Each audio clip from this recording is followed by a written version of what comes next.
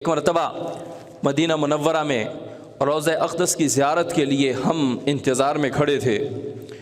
دو آدمی، ایک برما کا تھا اور دوسرا واللہ عالم میرے ذہن سے نکل گیا کہاں کا تھا. وہ آپس میں عربی میں بات کر رہے تھے اور اپنے ملک کے حاجیوں کا شمار کر رہے تھے. ایک نے کہا کہ ہمارے ملک سے ماشاءاللہ 30,000 حاجی آئے ہیں.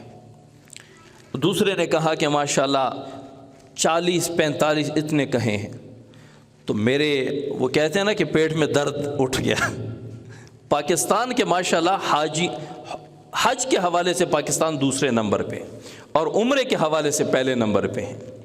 اور کچھ بد عقیدہ اور بد مذہب لوگ جب پاکستان میں کوئی خرابی دیکھتے ہیں تو پھر لپکتے ہیں کہ جی عمرے کے حوالے سے پہلے نمبر پہ اور یہ کام ہے. تو یہ کام صرف عمرے والے کر رہے ہیں، مدارس اتنے ہیں اور یہ کام ہو رہے ہیں.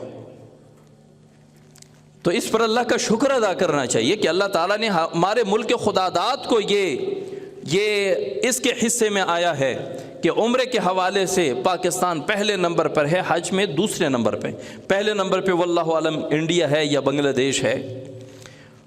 تو میں کھڑا مجھے پیٹ میں مروڑ اٹھا. میں نے کہا کہ آپ کو پتہ ہے پاکستان سے کتنے آئے ہیں؟ اس سال مجھے تھوڑا یاد پڑتا ہے 1,20,30,000 1,30,000 حاجی گئے تھے. تو انہوں نے کہا کہ کم حجاج من پاکستان. میں نے کہا کہ 1,30,000.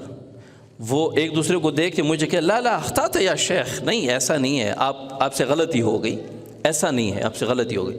میں نے کہا لا میں نے کہا یہ کنفرم ہے 1,30,000 جو حجاج کنفرم ہو کے وہاں سے آ چکے ہیں وہ ہیں. وہ بڑے حیران ہو گئے.